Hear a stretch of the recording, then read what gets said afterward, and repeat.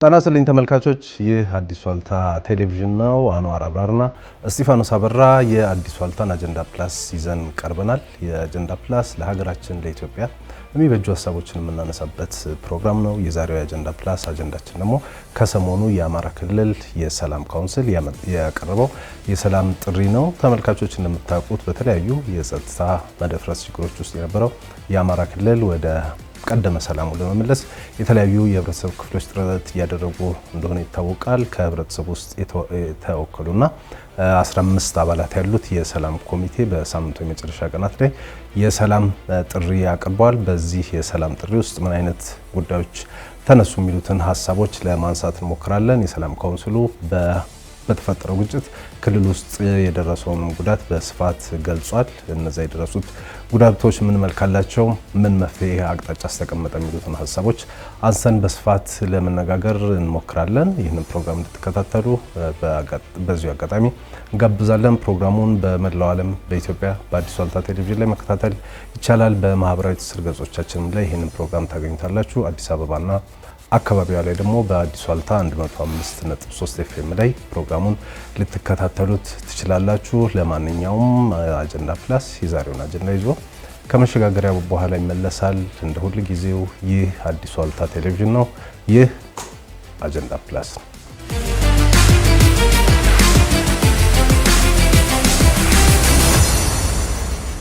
ተመልሰናል ተመልካቾች። በአዲስ ዋልታ ቴሌቪዥን በአዲስ ዋልታ ኤፍኤም 105.3 እንደዚሁም በማህበራዊ ትስስር ገጾቻችን ላይ የአዲስ ዋልታን አጀንዳ ፕላስ እየተከታተላችሁ ትገኛላችሁ። የአማራ ክልል የሰላም ካውንስል ያወጣውን የሰላም ጥሪ መነሻ ያደረገ ውይይት ነው የምናደርገው። ውይይቱ እንድትከታተሉ በአክብሮት እኔም አንዋርም በአክብሮት እንጋብዛለን። በድጋሚ አብራችሁ እንድትቆዩም እንመኛለን። አንዋር እንዴት ነው? እንዴት ነው እስጢፋኖስ? ሁሉ ሰላም አለን።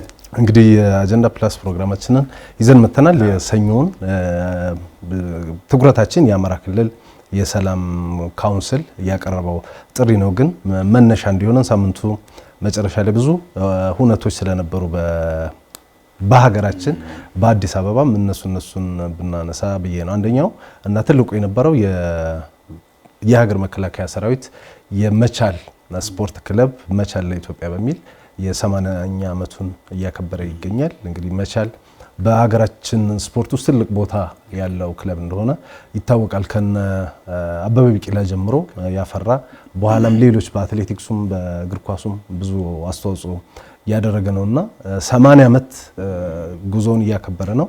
እሱን ለማክበር ደግሞ የተለያዩ ሁነቶች ነበሩ። የ10 ኪሎ ሜትር ሩጫ ውድድር ተካሂዷል። ከተለያዩ የአፍሪካ ሀገራት ደግሞ ቀደምት የእግር ኳስ ኮከብ የነበሩት ወደ አዲስ አበባ መጥተው እነሱም ጉብኝትም ሲያደርጉ ነበር። የህዳሴው ግድብ ጋር ሄደው ተመልክቻለሁ። የወዳጅነት ፓርክ ውስጥም ነበሩ። ከዛ ደግሞ ትላንት ከሰዓት ደግሞ ጠቅላይ ሚኒስትሩን በተገኙበት የእግር ኳስ ግጥሚያ ነገር አድርገዋልና እስቲ እነሱ እናንሳቸው። ስለ መቻልም ስለ መከላከያም ራሱ መቻል የሚለው ስም ሁሉ ተቀይሮ አሁን እንደገና በድጋሚ እንዲመጣ የተደረገውና እንዲህ አይነት ደግሞ የእግር ኳስ ኮከቦች ወደ ሀገራችን መምጣታቸው ከዲፕሎማሲም አንፃር ለሀገራችንም የሚኖረው ምስል የተለየ ይመስለኛል። ነው ቀላል አይደለም። ቅዳሜና እሁድ ነው። በኢትዮጵያ ደግሞ በኢትዮጵያ ብቻ ሳይሆን ዓለም ላይ ቅዳሜና እሁድ የስፖርት የተሰጠ ቀን ይመስላል። እግር ኳስ ደግሞ አይደል በባህል እንደዛ ሆኗል። የቅዳሜና እሁድ ደግሞ የእግር ኳስ ነገር በጣም ብዙዎቻችን ይስበናል። ቅዳሜና እሁድ አይ ቲንክ የኳስና ከኳስ ጋር የተገናኙ ጉዳዮች አክቲቪቲ ነበር ብዬ አስባለሁ። የመቻል ጉዳይ መቻልን ስታነሳልኝ ሁለት ነገር ባነሳ ደስ ይለኛል። አንደኛ አይ ቲንክ በዚህ ዓመት እየተካሄደ ያለው የኢትዮጵያ ፕሪሚየር ሊግ ውድድር ላይ ንግድ ባንክና መቻል ግብግብ ይዘዋል፣ ዋንጫውን ለማንሳት ማለት ነው። እሱ በጣም ብዙ አይን ሲጣልበት አስተውላለሁ። ሁለተኛው ግን በጣም ወሳኝ ነው ብዬ የማምነው ሽመልስ በቀለ በጣም ሂስቶሪክ ተጫዋች ነው ለኢትዮጵያ ብሔራዊ ቡድን ሲጫወት እናውቀዋለን። በተለየ ሁኔታ ግን ግብጽ ሄዶ የግብጽ አንድ ክለብ ተጫዋች ነበረ። እሱን ጉዞውን ሲያወራ አንድ ሚዲያ ላይ ግብጽ ሲሄድ ሁሉም ከጽዳት ጀምሮ ኤርፖርት ቲኬት የሚሰጠውም ቪዛ የሚሰጥም ሁሉም ኢትዮጵያውያን ስል አባይ ግድብ ነው ትዝ የሚላቸው። ሶ በተቻላቸው መጠን የራሳቸው የግብጽ አንድ ክለብ ተጫዋች ሆኜ እንኳን ያስተጋግሉኛል ወይ ደግሞ በጣም ብዙ ነገር ያደነቃቅፉብኝ ነበር በጣም እገረማለሁ ይላል አንድ ጊዜ እንደውም ክለቤ ጋር ከመሄዴ በፊት የኢትዮጵያ ህዳሴ ግድብ ሞልተን ጨርሰናል ሶስተኛው ሙሊት ተጠናቋል የተባለ ጊዜ ስሄድ I think 2 ወር ገደማ ይመስለኛል በጣም ብዙ ሲጉላላ ነበር ከተማው ላይ ወደ ክለቡ ከመሄዱ በፊት ያ ሁሉ ፕሬሸር የመጣበት የህዳሴ ግድብ የሚገነባ ኢትዮጵያ ነው አንተ ደግሞ ኢትዮጵያዊ ነህ የምትጫወተው ግብጽ ውስጥ ነው ስለዚህ ለምን ላንተ ፈቃደኛው እንሆናለን የሚል በጣም ብዙ ስትራግል ሀስል እንዳሳለፈ የሆነ ሚዲያ ላይ ሲያወራ ሰምቻለሁ በዚህ ኢኒሺዬቲቭ ነው መቻል የገባውት ይላል ማለት በሌላ አገላለጽ በዚህ ኢንስፓይሬሽን በዚህ መመሰጥ ውስጥ ሆኜ ነው ለሀገር እንዴት ላገልግል ታዲያ ሶ ስመለስ የመረጥኩት ክለብ መቻል ነው ይላል ሶ ኢን አዘር ዌይ ለሀገር መስራት ከሀገር ጋር በጣም ጠንካራ ግንኙነት ማድረግ አንዳንድ ጊዜ ከሀገር ጋር የሚገጥምህ ግብግብ ባህር ማዶ ስትሄድ ነው የሚገባህ መሰለኛል እጃችን ላይ ሲሆን በጣም ያንሳል ሶ እሱ በጣም ቀላል አይደለም የመቻል ነገር ሞር ኦፍ ልክ የኢትዮጵያ የብዙ ሰው ልብ ነው ብዬ አስባለሁ ቀላል ነገር ግን ስፖርት ክለብ ብቻ አይደለም እንግዲህ የሀገር መከላከያ ሰራዊት ትላንትም ከትላንት ወዲያም ለዚች ሀገር የከፈለውን መስዋዕትነት የምናውቀው ነው ከዚህ በፊትም ስናነሳ ነበር በተለይ ከተቋማት ግንባታ ጋር ስናነሳ እንግዲህ መቻል በተለይ በ50ዎቹ በ60ዎቹ በ70ዎቹም በጣም ትልቅ ስም የነበረው በእግር ኳስ ትልልቅ የአፍሪካ ዋንጫ ላይ በደረስንባቸው አጋጣሚዎች ሁሉ ብዙ ተጫዋቾችን ያፈራል ሮምን ብቻውን ወረረ የተባለው አበበ ቢቂላም የዛው ስፖርት ክለብ ውጤት ነው ያ ስም ግን እንዲጠፋ ተደርጎ ነበር አሁን ነው ከአንድ አመት ከሁለት አመት በፊት ድጋሚ እንዲመለስ የተደረገውና ከዚህ በፊት የምናስተውሰው ነው የራሱ መከላከያን 116 አመት ወደ ኋላ ሄዶ ድጋሚ ከታሪኩ ጋር ኮኔክት እንዲሆን መደረጉና መከላከያ ሌላም ዓለም ላይ እንደምናየው ሀገር መጠበቅ ሀገር መከላከል ብቻ አይደለም ስራው የተለያዩ የልማት ስራዎችንም ውስጥ ይሳተፋል የነግብጽ መከላከያ ሰራዊት እኮ ግብጽን ስላነሳ ማለት ነው በግብርና ውስጥ ይሳተፋል በሌሎች ነገሮች ውስጥ ይሳተፋል በልማት ውስጥ በኢንዱስትሪ ውስጥ ሁሉ ይሳተፋል የመከላከያ ስትራክቸር ካየው ባይዞ ልክ እንደ ስቴት ነው ብቻውን ራሱ የቻለ ስቴት ስትራክቸር አለ የደህንነት ዊንግ አለው የወታደር ዊንግ አለው የኢኮኖሚ የምርት ደግሞ ዊንግ አለው ደግሞ ማህበራዊ ጉዳይ ልክ እንደ ስፖርት አይነት ነገር ዊንግ አለው አንድ ሀገር ስትራክቸር ያላትን አለው ይባላል መከላከያ አይ ቲንክ የኢትዮጵያም እንደዛ መሰለኝ እውነት ነው ስፖርትም ላይ ደግሞ ትልቅ አስተዋጽኦ ሊያበረክት ይችላል ብዬ አስባለሁ ስፖርት እንግዲህ እግር ኳስ እንደምናውቀው አንዱ የዲፕሎማሲ መስክ ነው የሀገርህን ኢሜጅ የምትቀይረው ዓለም ስላንተ የሚያስበውን ነገር የሚያስብበትን መንገድ የምታስተካክለው አንድም በስፖርት ነው አሁን ነካኑ ምናምን ናይጄሪያን ስንል እነሱ ነው የሚመጡልን ወይንም ደግሞ ትላንትና ከጠቅላይ ሚኒስትሩም በተገኙበት የተደረገው ጨዋታ ላይ የተሳተፉ እግር ኳስ ተጫዋቾችን በእነሱ ነው ናይጄሪያን የምናውቀው ደቡብ አፍሪካን የምናውቀው ምናምንና እነሱ ደግሞ እዚህ መምጣታቸው በተለይ እንደ ህዳሴ ግድብ አይነት ቦታን ሄደው መጎብኘታቸው ኢትዮጵያ ምን እየሰራች እንደሆነ የኢትዮጵያ ነገ ምን አይነት መልክ ይኖራል የሚለው ነገር የሚያሳይ አይመስልም ዴፊኒትሊ ያውለ የሶቺ የኦሎምፒክ ሲከፈት ቭላዲሚር ፑቲን ጠቅላላ ሀገራቸውንና ዓለምን የሚመሩበትን ዳይሬክሽን በሌላ አገላለጽ አሳዩ ይባላል ስፖርት ሜዳ ነው ምንም መናገር አይቻልም ግን እሳቸው ያንን መድረክ በጣም ባስገራሚ ሁኔታና በሚታይ ልክ ሲሰሩት ሀገራቸው የቱ ጋር እንዳለ ለዓለም አሳዩ ይባላል የአውሮፓ ህብረት በህብረቱ ነው የሚወደሰው የአውሮፓ ዋንጫ አሁን እየተካሄደ ነው የአውሮፓ ዋንጫ እየተካሄደ ያለው ጀርመን ነው የጀርመን ሀገር መንግስታት መሪዎች ምን እያሳዩን ይመስላል ኢን አዘር ዌይ ያንተን የዓለምን ቲንኪንግ አእምሮ ውስጥ ገብቶ ሰርጀሪ ሰርቶ ይወጣል ናው እኛ ደግሞ የመጡት የናይጄሪያ እግር ኳስ ተጫዋቾች ታሪቦ ዌስት ካኑን ጨምሮ ሁላችንም አእምሮ ሁላችንም ትውስታ ውስጥ አሉ እናስታውሳለን ታሪቦ ዌስት በጣም በተለየ ከለር ሹሩባ ተሰርቶ ሚንጠለጠል ጸጉር ነበረው አሁን አርጅቶ ትልቅ ሰው ሆኖ ነው የመጣው ኑዋንኩ ካኑ በኢትዮጵያ እግር ኳስ ውስጥ በጣም ተጽዕኖ ፈጣሪ ነው ይባላል በተምሳሌት ጨሌ ምናምን ብዙ ነገሮች አሉታ እሱን ትውስታ ሲያመጣው ነው እነዚህ ሰዎች የእግር ኳስ አምባሳደሮች ናቸው የእግር ኳስ አምባሳደርም የየትኛውም የኢንዱስትሪ አምባሳደርም ሀገር ላይ አምጥተ ማሳየት ይጠበቅባል። የትም ይኸውልህ አርሴናል እግር ኳስ ማሊያ ላይ የተለጠፈው ቪዚት ሩዋንዳ ዝም ብሎ አይደለም የተቀመጠው። ፖል ካጋሚ እንግሊዝ ውስጥና ዓለም ላይ እየሰሩ ያሉት ኢንፍሉዌንስ በጣም ከባድ ነው። ሶ እኛ የቱ ጋር ነው ያለ ነው ቀላል እንዳይመስለን። እንደዚህ አይነት ኢምፓክቶች ብዙ አሳሰብ ብዙ ቲንኪንግ ይቀይራሉ በጣም። ስለዚህ በዚህ አጋጣሚ እኛም ለመቻል ስፖርት ክለብ እንኳን ለ80ኛ ዓመት በዓላችሁ አደረሳችሁ ማለት እንወዳለን። ሌላ ሳምንቱ መጨረሻ ላይ ትልቅ መነጋገር የነበረው ከጠቅላይ ሚኒስትር አብይ ደቡብ ወሎ በደሴ እና በኮምቦልቻ እንደዚሁም በሐይቅ ከተማ ያደረጉት ጉብኝት ነውና እዛም የ2016ን የአረንጓዴ አሻራ መርሃ ግብር አስጀምረዋል። ውይይትም አድርገዋል።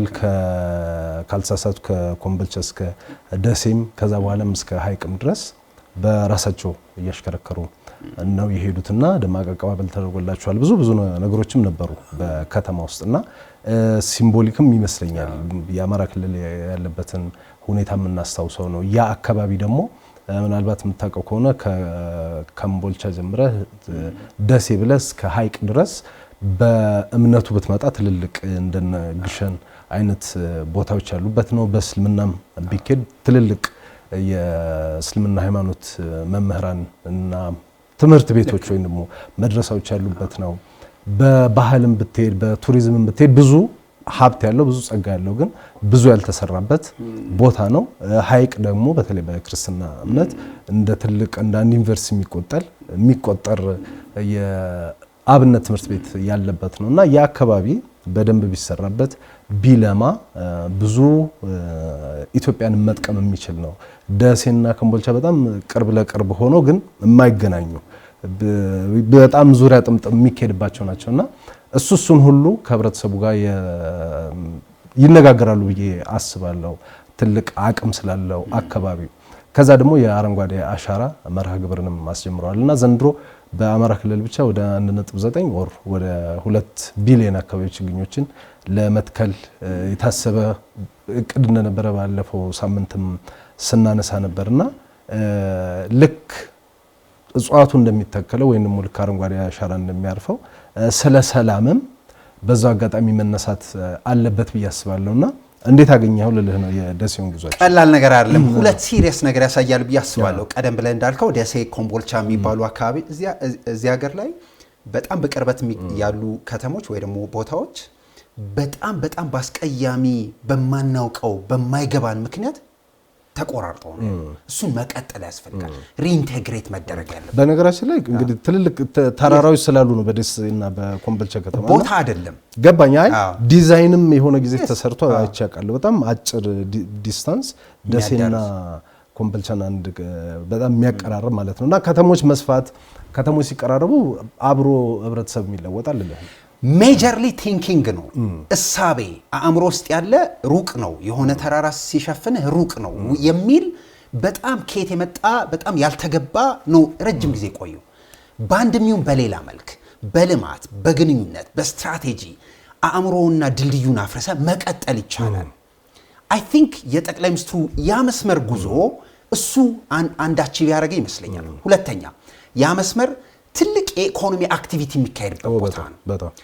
አማራ ክልል ከሚያገኛቸው ታክሶች ትልቁ ከሚገኝበት ቦታ አካባቢ ያ ነው። የኢንዱስትሪም አካባቢ ቦታ ነው። ሶ ኢኮኖሚካሊ እንዴት ነው ክልሎችን እያየን ያለ ነው? እንደ ሀገር እንደ መሪ እንዴት ነው እያስተዋልን ያለ ነው? ሶ ይሄን ኢኮኖሚክ አክቲቪቲ ፕሮሰሱን የጠበቀ ጤናማ የሆነ ግንኙነቱ የተጠናከረ ፕሮዳክቲቭ መሆን የሚችል አት ሴም ታይም ደግሞ ስኬል አፕ የሚደረግ መሆን አለበት ተብሎ ይታመናል። ለዚህ ነው የኢትዮጵያ የስትራቴጂ የውጭም የሀገር ውስጥም ስትራቴጂካሊ የተቀየረው ሁሉን ነገር የሚታየው ማህበረሰብ መቀጠል ሰው ተኮር ፕላስ ቱ ዛት ደግሞ ኢኮኖሚክ ኢንቴግሬሽን ያስፈልጋል። አይ ቲንክ ይሄ መስመር ፕሮዳክቲቭ አካባቢ ምርታማ ነው።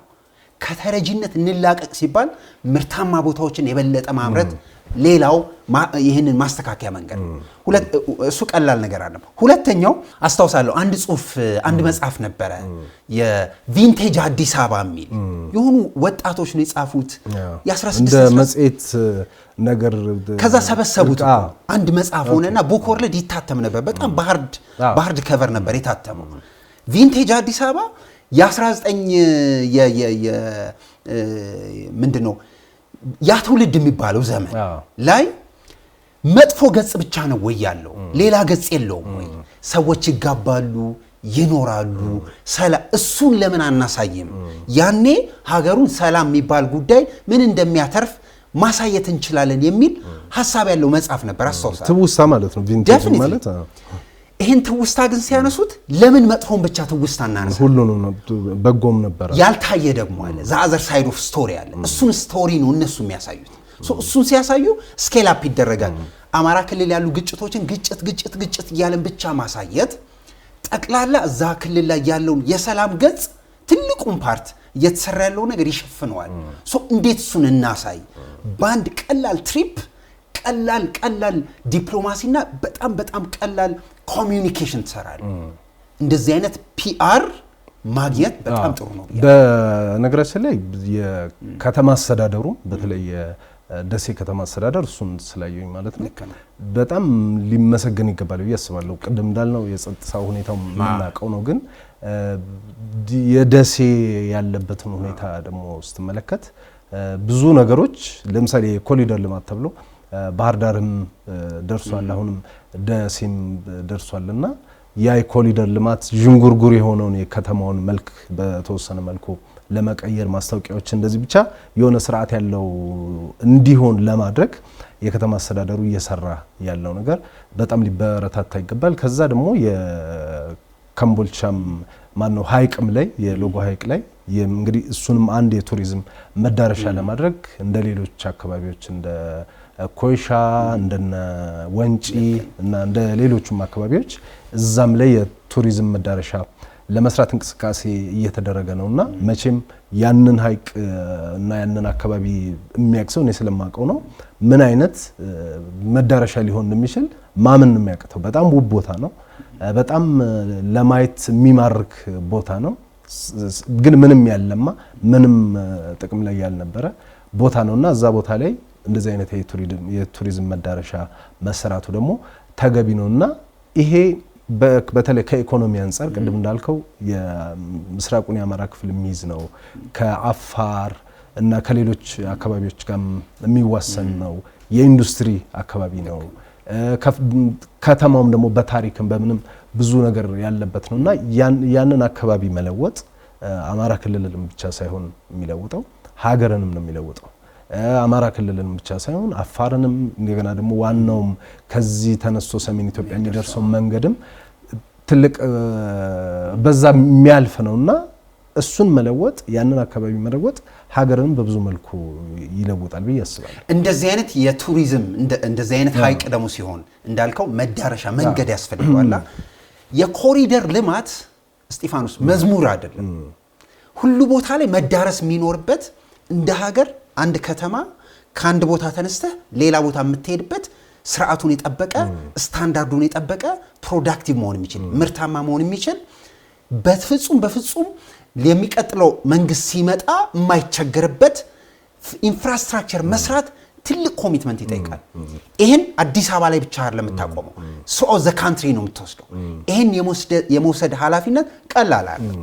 እንዲሁ የኢኮኖሚክ ትርፉን ስታነሳልኝ ያ መስመር በጣም እንደውም ኢኮኖሚውን አነሳል እንጂ አዲስ አበባ ላይ የሚኖር አዲስ አበባ ላይ ያለ የትኛውም ሰው ካስተዋልክ ያ መስመር ጋር ያለው ግንኙነት በጣም ጠንካራ ነው። ስለዚህ የምናወራው ስለ ኮምቦልቻ ስለ ደሴ አይደለም፣ የምናወራው ስለ አዲስ አበባ አይደለም፣ የምናወራው ስለዚህ ሀገር የመጪው አይ ቲንክ የተስፋ መንገድ ይመስላል። እውነት ነው። እንግዲህ ተስፋ ደግሞ ስትል ስለ ለውጥ ደግሞ ስታወራ ሰላም ቀድሞ የሚመጣ ነገር ነውና የሳምንቱ መጨረሻ ላይ የአማራ ክልል የሰላም ካውንስል የሰላም ጥሪ አቅርቧል።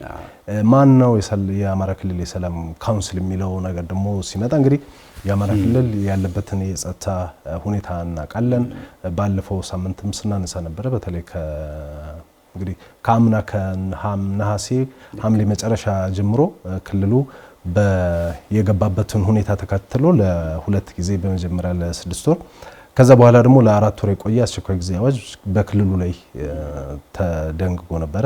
በዛ ሂደትም በእንግዲህ በሀገር መከላከያ ሰራዊትም በፌደራል ፖሊስም በክልሉ የጸጥታ መዋቅርም በዋናነት ደግሞ በህዝቡም ትብብር ክልሉ አንጻራዊ ወደሆነ ሰላም መመለሱ ይታወቃል።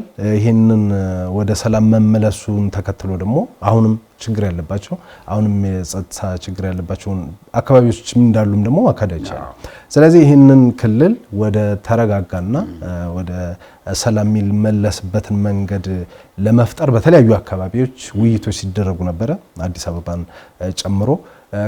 እነዛ ውይይቶች ውስጥ የተሳተፉ ሰዎች ደግሞ በባህር ዳር እንግዲህ ለሁለት ቀናት በሰኔ 17 እና 18 ውይይት አድርገው ከዛ በኋላ የአቋም መግለጫ ወጥቷል። 10 ነጥብ ያለው የአቋም መግለጫ ከነሱ ውስጥ ደግሞ 15 አባላት ያሉት ካውንስል ተመርጦ እሱ ካውንስል ነው እንግዲህ በሳምንቱ መጨረሻ ላይ የሰላም ጥሪውን ያደረገው።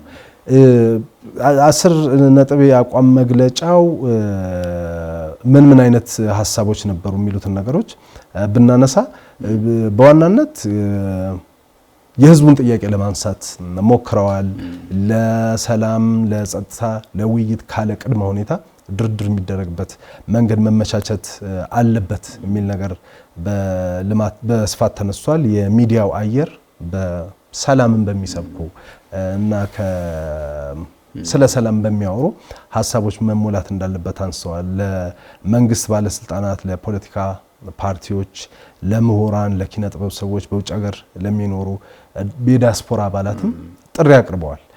ጫካ ለሚገኙ እንግዲህ ወገኖችም በተመሳሳይ ጥሪ አቅርበዋል። እንግዲህ ይህንን ጥሪ ተቀብለው ወደ ህብረተሰቡ የሚቀላቀሉበትን መንገድ እንዲመቻችም ጥያቄ አቅርበዋል። ከዛ በተጨማሪ ደግሞ መንግስትም እነዚህ ይህንን ጥሪ ተቀብለው ለሚመጡ በጫካ የሚገኙ ወገኖች በይቅርታና በክብር የሚቀበልበት መንገድ መመቻቸት እንዳለበት ጠቁመዋል። በየደረጃው የሚገኙ የክልሉ ባለስልጣናትም ኃላፊነታቸውን በአግባቡ እንዲወጡ አንስተዋል። ከዛ በተጨማሪ የጸጥታ አካላትም የሀገር መከላከያ ሰራዊትም የፌደራል ፖሊስ አባላትም እነዚህ በጫካ የሚገኙ ወገኖች የመሸናነፍ አንዱ ማሸነፍ አንዱ መሸነፍ በማይችለው ጦርነት ውስጥ መግባታችን ታውቆ ወይንም ወንድም እና ወንድም እሱ አይነት ሁኔታ ውስጥ መግባቱ ታውቆ እነዚህ ይህንን ጥሪ ተቀብለው ለሚመጡ ወገኖች ሙያዊ ዲሲፕሊን እና ኢትዮጵያዊ ጨዋነትን በተከተለ መልኩ እንድትቀበሉ የሚል ነገር አንስተዋል። ጫካ ለሚገኙ ወገኖችም ይህንን ጥሪ ተቀብለው በተጀመረው የሀገራዊ ምክክር ውስጥ ተሳታፊ የሚሆኑበትና የህብረተሰቡ ጥያቄ የሚሏቸውን ጥያቄዎች የሚያነሱበትን መንገድ እንዲያነሱም ጠይቋል። ከዛ በተጨማሪ በህግ ቁጥጥር ስር የሚገኙ ከዚህ ጋር በተገናኘ ማለት ነው ከግጭቱ ጋር በነፃና በምህረት የሚሰናበቱበት ሁኔታ እንዲመቻችም ጠይቋል። ከዛ በኋላ የፕሪቶሪያው አንደኛው ግጭቱን እያባባሰ ያለው የፕሪቶሪያው ስምምነት በአግባቡ አለመፈጸሙ ነው የሚል ግምገማ ስላለው የፕሪቶሪያው ስምምነት በአግባቡ የሚፈጸምበት መንገድ እንዲታሰብበት የሚል የሁለት ቀናት ጉባኤ አድርጎ እንግዲህ 10 ነጥቦቹ ከሞላ ጎደል ይህንን ይመስላሉ። ከዛ ውስጥ የተመረጡ አባላት ናቸው ደግሞ 15 አባላት ያሉት ካውንስል ትላንትና በሳምንቱ መጨረሻ ላይ የሰላም ጥሪ ያቀረበውና እስኪ እናንሳው የአስሩ የአቋም መግለጫው ላይ የነበሩት ነገሮች ምን ይመስላሉ የሚሉትን የተወሰኑት ላይ ሀሳብ ስጥበትና ከዛ ደግሞ ወደ ሰላም ጥሪ እንሄዳለን። በጣም በጥንቃቄ የታየ ነው ብዬ አምናለሁ። አማራ ክልል ላይ የተፈጠረውን ግጭት የተፈጠረውን በጣም የማይገባን የማያስፈልገን የነበረን ጉዞ በጣም በተለያዩ መድረኮች የዳሰሰ ከህዝብ ጋር በስርዓቱ የተገናኘ የምርስ ፔኑ ህመሞቱ ጋር እንዳለ በደም ማሳየት የሚችል የምርም የሚቀጥለውን ደግሞ መፍትሄ ይጠቁማል ተብሎ የሚታመን ችግር ማመን ችግር ማወቅ ለመፍታት በጣም ያግዛል ተብሎ ይታመናል። ለዚህ ነው ኮምፕሬሄንሲቭሊ እዛ ክልል ላይ ያለውን ግጭት ምን መልክ እንዳለው ከአስከፈ ጥሩ ተደርጎ የታየ ነው ብዬ አምናለሁ። ሁሉ ጊዜ ችግር መለየት የመፍቻ ቁልፍ የመጀመሪያው መንገድ ነው ብዬ አምናለሁ። ልክ እንደዚህ አይነት እንቅስቃሴ ሲደረግ እንደዚህ አይነት ህዝባዊ ውይይቶች ተደርገው በትክክል ምንድነው የቸገረን የሚለው ሐሳብ ከህዝብ ሲመጣ ለመፍታት በጣም ቀላል ይሆናል። ሁለተኛ እንደዚህ አይነት ውይይቶችና እንደዚህ አይነት ችግሮች የምር ደግሞ በአደባባይ ሲታዩ ፎር ሹር ለኢትዮጵያ እስከዛሬ የምናውቀው አብዮት የሚባለው እሳቤ ጠብ የሚባለው ጉዳይ የጫካ የገቡ ጦርነት ከመግባት ይልቅ የሰላም አብዮት ማምጫ ጥሩ መንገድ ነው ብዬ አምናለሁ። ሁለተኛ ለክልሉም ለሀገሩ የባህል አብዮት ማምጫ ጥሩ መነሻ መሆን ይችላል ብዬ አስባለሁ። ሁሉ ጊዜ እንደሱ አይነት ሐሳብ ለማንሳት እንሞክራለን። የባህል አብዮት እንዴት እንቀይር? ከውጊያ ከጦርነት ከጭቅጭቅ ወደ ንግግር ወደ ውይይት እንዴት እንምጣ? መቼ ይጀመር? ይሄንን የባህል አብዮት ማን ይጀምረው? እንዴት ይጀመር የሚለው ሐሳብ አይ ቲንክ ይሄ ጥሩ ምንጭ መሆን ይችላል ያምናሉ። ሌላኛው ለክልሉም ለስርዓተ መንግስታችንም እንደዚህ አይነት በጣም ችግር የመለየት በስርዓቱ የመነጋገር ነገራችን ጥሩ እርሾ መሆን ይችላል ያምናሉ። ለምሳሌ ስልት ያስፈልጋል። እንዴት ልትወስዶ ትፈልጋለህ? ባለፈው በተደጋጋሚ ስናነሳ ነበር። እንደ ሀገር ግጭት አለ፣ ጦርነት አለ፣ ሁሉ ነገር አለ። ይሄን የምንፈታበት ስልቶች ሜካኒዝሞች ምን ይሆናል? ናሽናል ዲያሎግ፣ ትራንዚሽናል ጀስቲስ ስልት ተብሎ ይመጣል። እንደዚህ አይነት ደግሞ ከህዝብ ጋር የምታገኘው ሐሳብና ንግግር ጥሩ የባህል አብዮት መቀየሪያ ስልት ነው ያምናል። ሌላኛው ግጭት ጦርነት የሚባሉ ጉዳዮች ሶሻል ፋብሪክ ይበጥሳሉ። ግንኙነት የኖርንበትን ማህበራዊ ውል ይበጥሳሉ። ይሄ የሚቀጠለው እንደዚህ አይነት ውይይቶች ፍሬ ሲያፈሩ ነው ያምናል። እስጢፋኖስ ማለት የምናውቃቸውን ችግሮች መፍታት እንዴት ያቅተናል? አናውቀውም። ይሄ ነገር ለዘመናት አልኖርም። ግጭት ጦርነት እንደዚህ አይነት በጣም ታጥቆ መሄድ አናውቀውም። አዲስ ነው ለኛ። እንዴት ይሄን መፍታት ያቅተናል? እንደዚህ አይነት ነገሮች ቁጭት እንዲያደር ያግዛል ብዬ አስባለሁ። እንደዚህ አይነት ፍሬምድ የተደረጉ ሐሳቦች ሁሉ ጊዜ ግጭት ለእንደዚህ አይነት ሁኔታ እንዲዳርግ መፍቀድ ማለት ለኔ ሶስተኛ ወገን እንዲገባ መግፋት ነው ብዬ አስባለሁ። በራሳችን የመፍታት አቅሙም ጉልበቱም ዕውቀቱም አለን ብዬ አምናለሁ።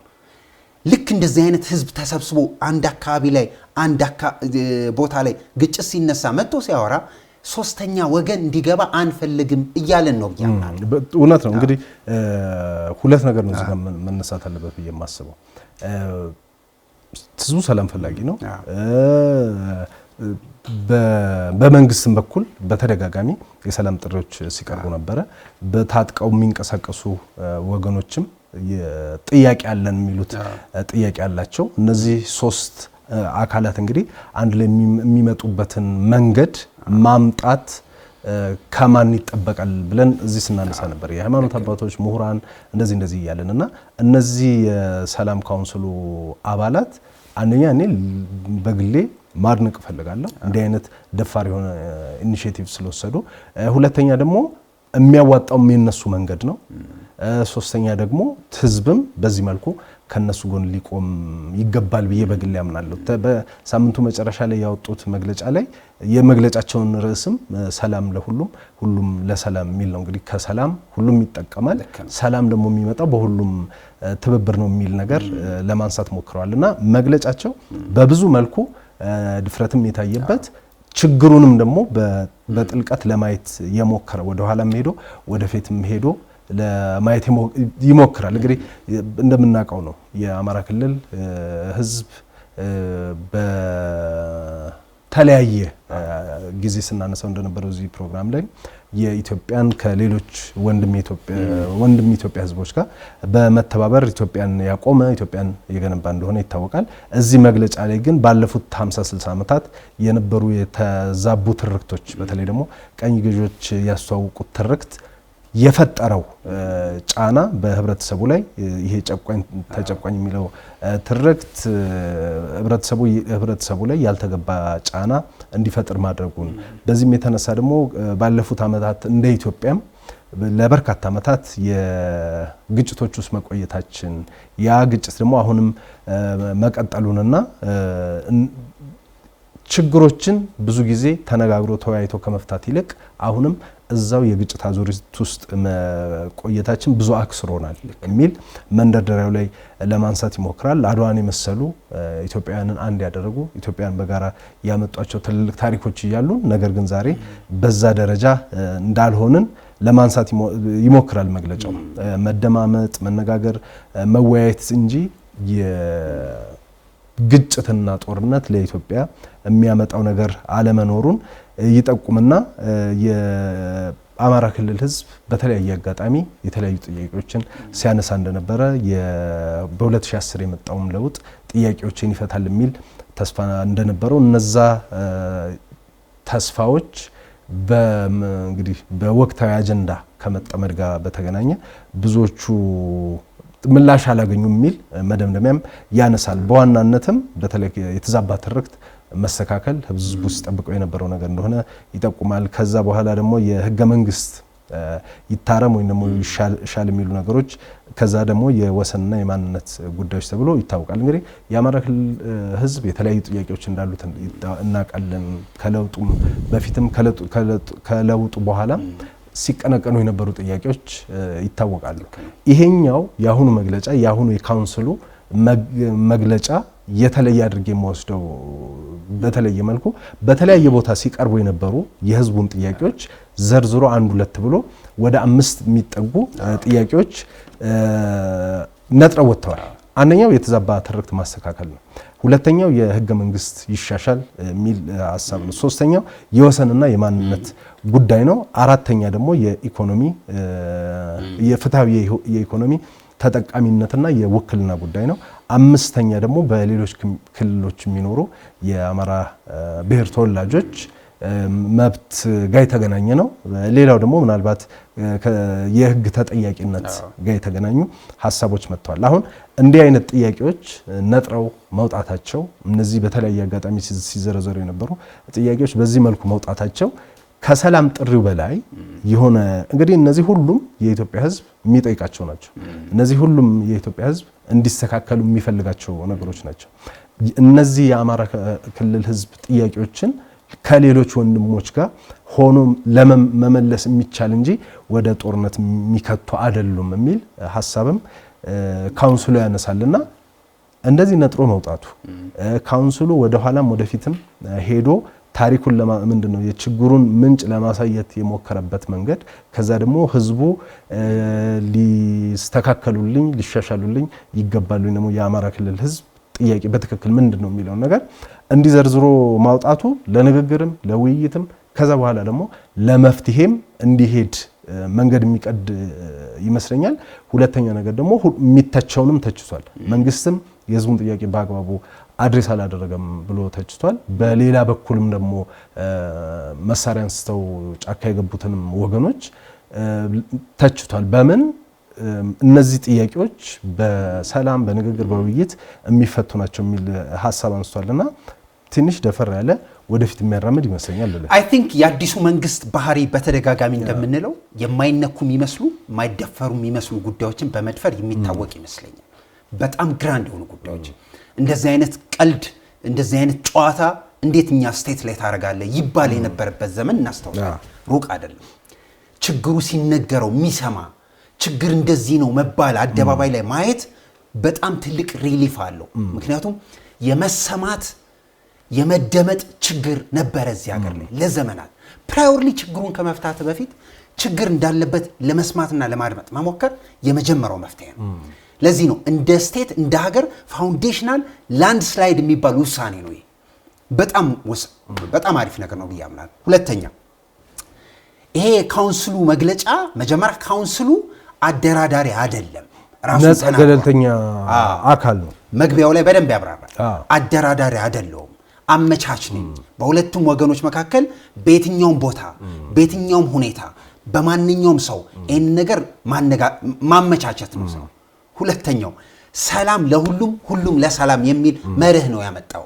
ይሄ ኮምፕሬሄንሲቭሊ ይሄንን ካውንስል በጣም የመታመን መጠኑን ይጨምረዋል። ሶስተኛ አንዳንዱን ነገር መለስ ብሎ ማስተዋል ስለሚያስፈልግ ነው። ይሄንን የሰላም ካውንስሉን መግለጫ ካነበብኩ በኋላ በ8 መድረኮች ላይ አማራ ክልል አዲስ አበባን ጨምሮ የነበረውን ውይይት ካስተዋልኩ በኋላ ፎር ሹር ልክ ይሄ መግለጫ ሲወጣ ልክ እንደ ማርሻል ፕላን ነው ብዬ አምናለሁ።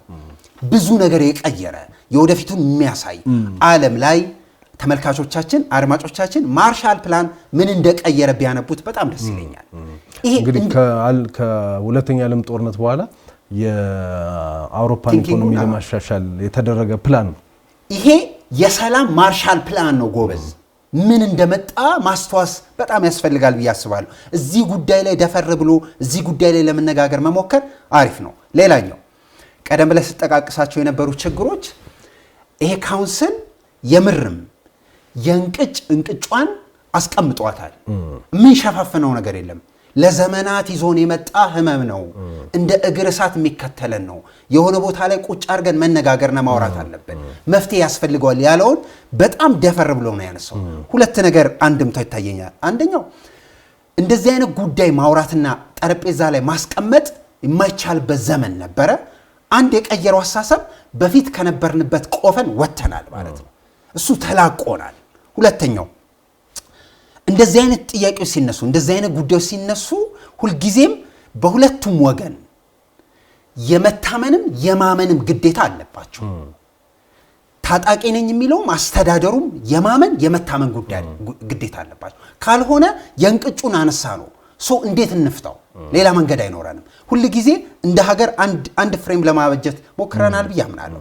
ሰላምና የሰላም የሚባለውን ጉዳይ መጀመሪያ ሰላም የሚባለውን እንደ ስቴት እንደ ሀገር እንዴት እንደምናየው ዲፋይን አድርገን ፍሬም አድርገናል።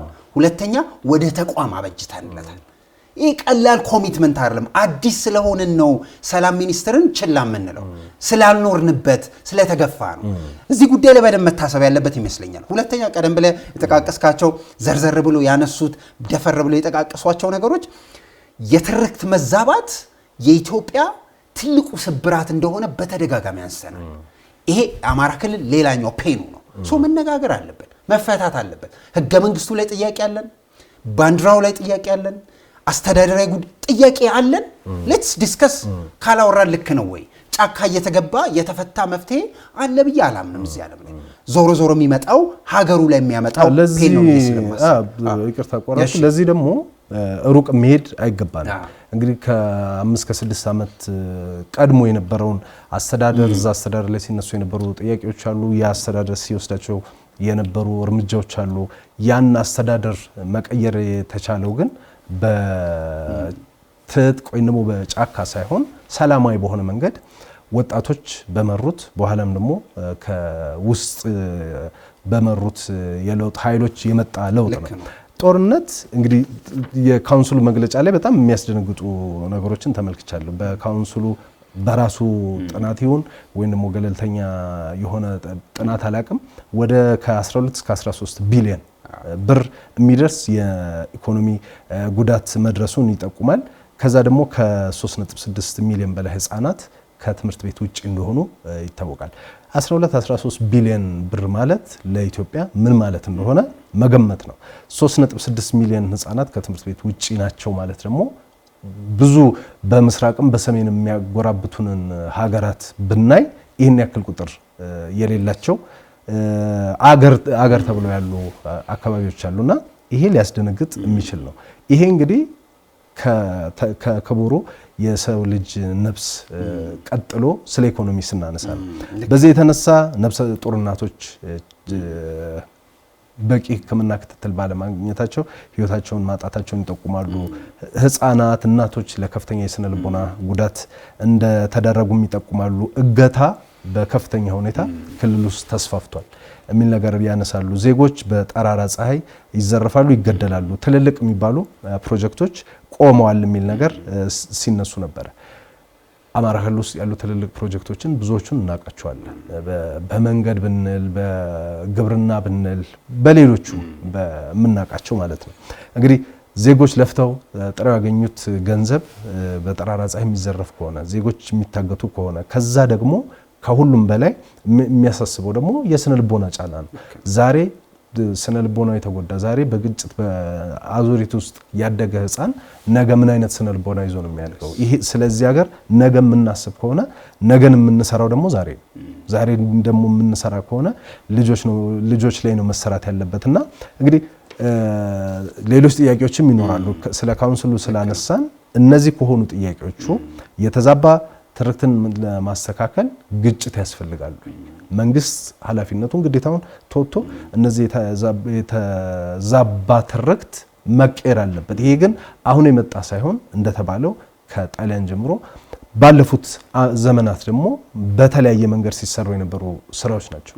እነሱን ለመስራት ከሁላችንም ከመላ ኢትዮጵያ ህዝብ ኃላፊነት ይጠበቃል። ህገ መንግስት የተለያዩ አካባቢዎች የህገ መንግስት እንዲሻሻል የሚፈልጉ ወገኖች አሉ። የሚሻሻልበትን መንገድ ግን ምክክር ኮሚሽን ውስጥ የተጀመረው ነገር አለ።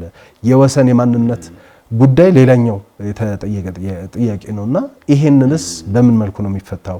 የፍትሃዊ የኢኮኖሚ ተጠቃሚነትና የእኩልነት የውክልና ጉዳይም የህዝቡ ጥያቄ እንደሆነ ካውንስሉ አንስቷል። ሌሎች ክልሎች የሚኖሩ እንግዲህ ጥቃት የሚደርስባቸው ህይወታቸውን የሚያጡ የክልሉ ተወላጆች እንዳሉ ይታወቃል። እና እነዚህ ሁሉ ነገሮች ምንም ጊዜ የሚሰጣቸው ከዛሬ ነገ የሚባሉ አይደሉም። እነዚህን ለማድረግ ግን ግጭት የሚያስፈልግ ነገር አይደለም የሚል ካውንስሉም ለማንሳት ሞክሯል።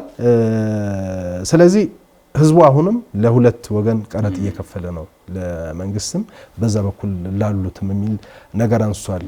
ስለዚህ ፈጥነን መነጋገር አለብን። ፈጥነን ይህንን የሰላም ምንድነው የቀረበውን የሰላም ጥሪ መቀበል እንዳለባቸው ነው በግሌ ማምነው። ቅድም እንዳልከው ካውንስሉ በመጨረሻ ደግሞ ለተለያዩ ወገኖች ጥሪ አቅርቧል። አንደኛው ለመንግስት ነው፣ ሁለተኛው ደግሞ ለታጠቁ አካላት ነው።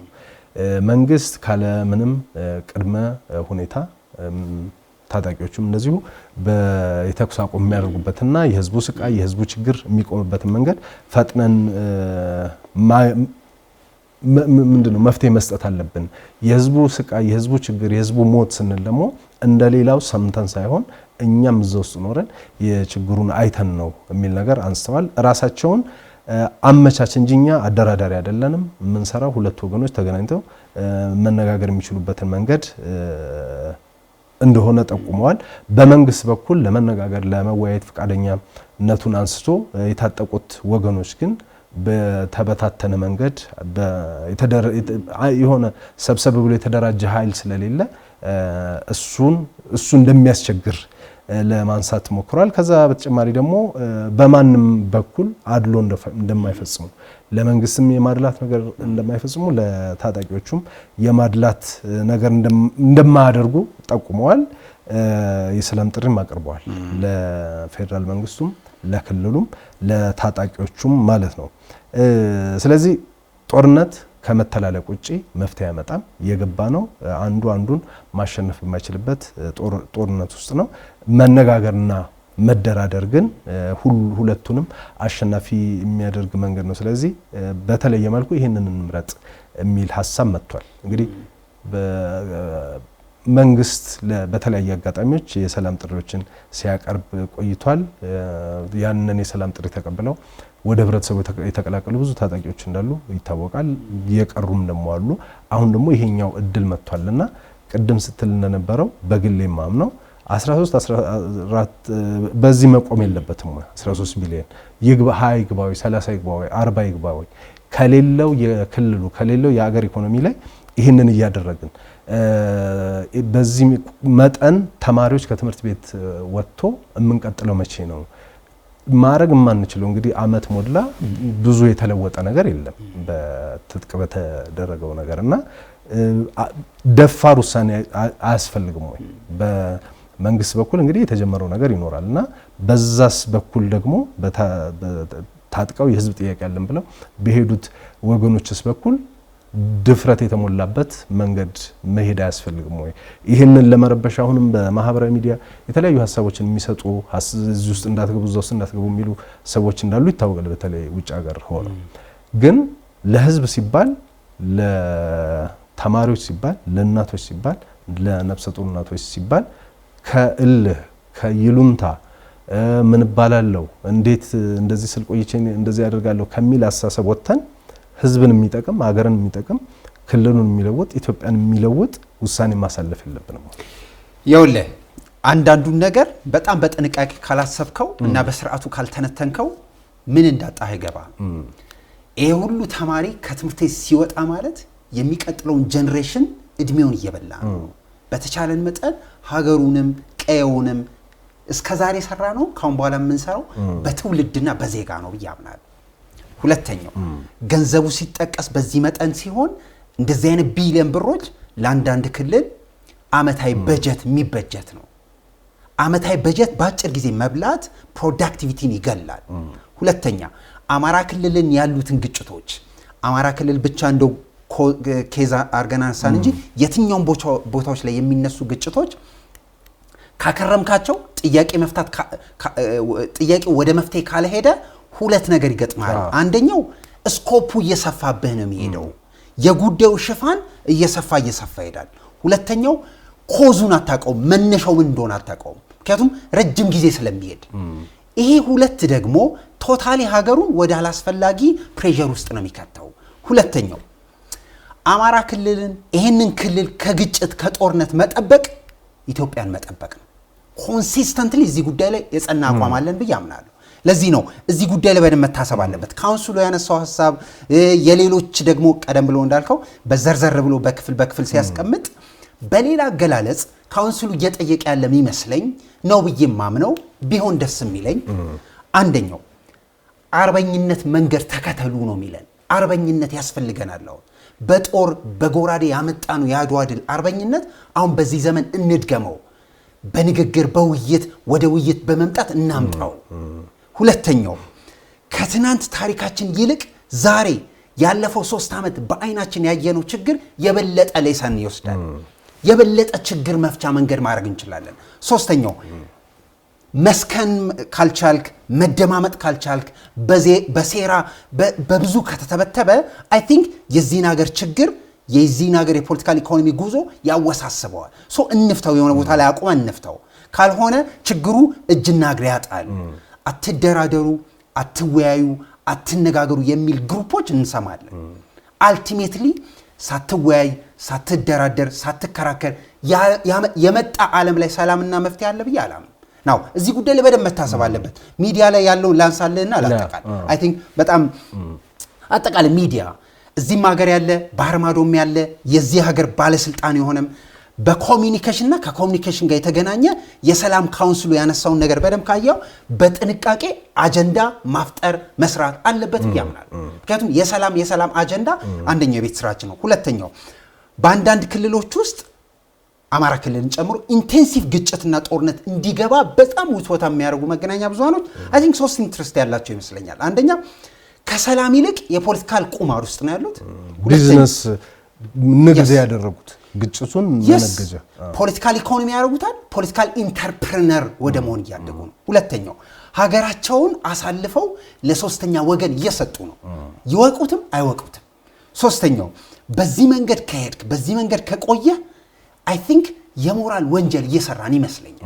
ሶ በጥንቃቄ ማሰብ አለብን። ሁለተኛው እዚህ ሀገር ውስጥ ደግሞ ያለን መገናኛ ብዙሃን ሬዲዮ በለው ቴሌቪዥን በለው ማንም በሐሳብ በፋሲሊቲ በክህሎት ተቀናጅተን የሰላሙ መንገድ እየሰራን ካልመጣን ኢን አዘር ወይ ከሰላም እየሸሸን ነው። ሶ ከሰላም ሸሽተን ሚዲያ ኦፕሬት ያደርጋል። እንዴት ነው የምናደርገው?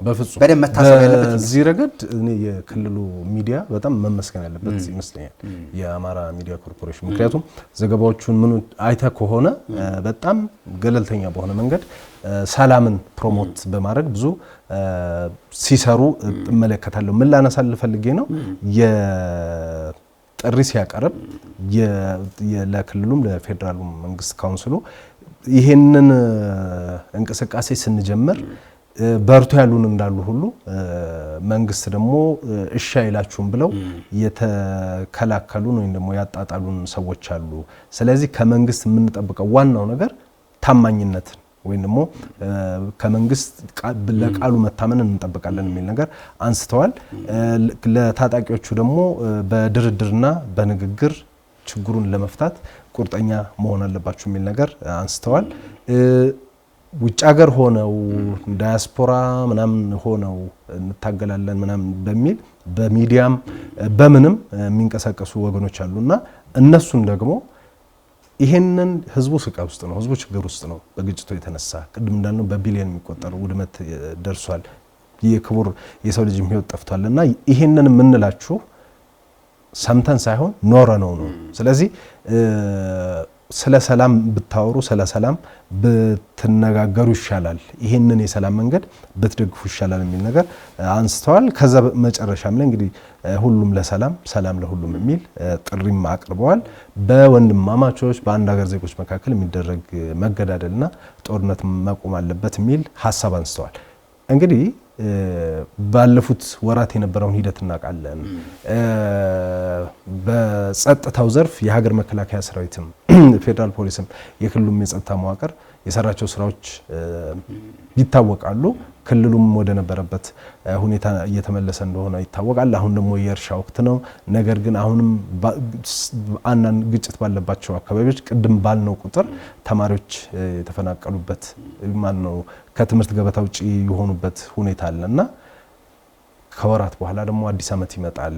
አዲስ የትምህርት ዘመንም የሚመጣበት ይመጣልና ከዚህ በላይ ግጭቱን ይዞ መሄድ ከዚህ በላይ የማይለወጥን ነገር ለመለወጥ መሞከር ብዙ ያዋጣሉ። የተቀመጠ የምክክር ሂደት አለ፣ የምክክር ኮሚሽን አለና በዛ ሂደት ውስጥ ገብቶ መሳተፍ አያስፈልግም ወይ? መንግስትም ልክ ከዚህ በፊት የሰላም ጥሪዎችን ሲያደርግ እንደነበረው እና ኮሚሽኑ መንግስት እንዲታመን እንፈልጋለን እንዳሉት ታማኝ ሆኖ መቀጠል የለበትም ወይ? የክልል ውስጥ አሁን የተጀመሩ እንቅስቃሴዎች አሉ ከልማት ጋር ቅድም ኮሪደር ምናምን ብለን ያነሳናቸው በደሴ በባህር ዳር እያለን ስንዘረዘራቸው የነበሩትና ክልሉን አገር እንለውጣለን ካለ አገር እናሻግራለን የምንል ከሆነ እንዲህ አይነት ግጭቶችን የምንዘጋበት ምዕራፍ ብዙ ሩቅ መሆን የለበትምና ካውንስሉ ይህንን መንገድ ይዞ መጥቷል። ይህንን ጥሪ አቅርቧል። ይህንን ጥሪ መንግስት ፈቃደኛ ሆኖ ካለምንም ቅድመ ሁኔታ በየትኛውም ሰዓት በማንኛውም ቦታ በሁሉም ነገር ላይ ለመነጋገር እፈልጋለሁ የሚል ነገር አንስቷል። በታጣቂዎቹ በኩል የተባለ ነገር በግሌ የሰማሁት የለም። ጠቅልለ ነው ይሄ ጥሪ ቀርቧል። ይሄን ጥሪ በምን መልኩ ይቀበልና ሀገር ይረጋጋ? ምርጫው አንድ ብቻ ነው፣ ከጉልበት መላቀቅ። ይህንን ማመቻቸት የሚችሉ ደግሞ ካውንስሎች ተቋቁመዋል። ከዛው ከአማራ ማህበረሰብ ይወጡ። ይህንን መቀበል ክልሉን መጠበቅ ነው። ቀደም ብዬ እንዳልኩ አማራ ክልልን ከግጭት ከጦርነት መጠበቅ ኢትዮጵያን መጠበቅ ነው። ኢትዮጵያ እንዲጠብቁ ነው የምናስታውሰው። ሁለተኛው ካውንስሉን ፓወር ልንሰጠው ይገባል። ፓወር ጉልበት ያስፈልገዋል። ፓወር ከየት ነው የሚመነጨው? አንደኛው ማድረግ ይችላል የሚለው አቅምና ጉልበት የሚመነጨው ከማህበረሰቡ ነው። እሱን ፓወር እንስጠው። በነገራችን ላይ ቀላል ሰዎችም አይደሉም።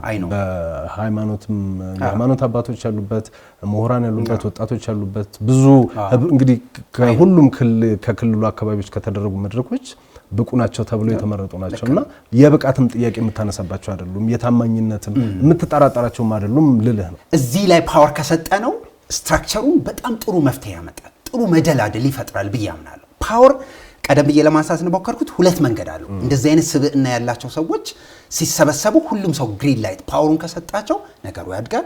ሁለተኛ ቀደም ብለን እንዳልከው የሞራል ልዕልና ያላቸው ሰዎች ናቸው። መንገዱ በቀላሉ መሄድ ይችላል። እዚህ ጉዳይ ላይ የመንግስት ኃላፊነት በጣም ትልቅ ነው፣ ሪስፖንሲብል መሆን አለበት። የተጣቂዎች ኃላፊነት በጣም ሪስፖንሲብል መሆን አለበት። ኢን አዘር ወይ ሀገሩን እንድንጠብቅ ነው የተጠየቀው። ይሄን የመስራት ግዴታ አለብን ብዬ አምናለሁ።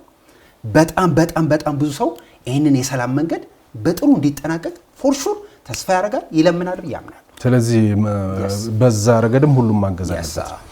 ተመልካቾች እዚህ ጋር ብንጨርስ በጣም ጥሩ። ተመልካቾች ስትከታተሉት የቆያችሁት የአዲስ ዋልታ አጀንዳ ፕላስ ነው። ቆይታ ያደረግነው በአማራ ክልል የሰላም ካውንስል ያቀረበው የሰላም ጥሪ ምን መልክ አለው የሚል ነገር ነው ያነሳ ነው። ብዙ ሀሳቦችን በውይይታችን አንስተናል። ምን የምትጨምሩት ነገር ካለ ቢካተት የምትሏቸው ሀሳቦችም ካሉ በተለይ በማህበራዊ ሚዲያ ላይ የምትከታተሉን እዚህ በስክሪኑ ስር የምታገኙት የሀሳብ መስጫ ቦታ አለ። እዛ ላይ ብታደርጉልን እናነባቸዋለን። የፕሮግራማችን አካል እናደርጋቸዋለን። ለማንኛውም አብራችሁ ስለቆያችሁ እኔም አንዋርም እናመሰግናለን። የአዲስ ዋልታ አጀንዳ ፕላስ በሚቀጥለው ጊዜ ሌላ አጀንዳ ይዞ ተመልሶ ይመጣል። እስከዛው ተመልካቾች እንደ ሁልጊዜው በያላችሁበት መልካም ጊዜ ይሁንላችሁ።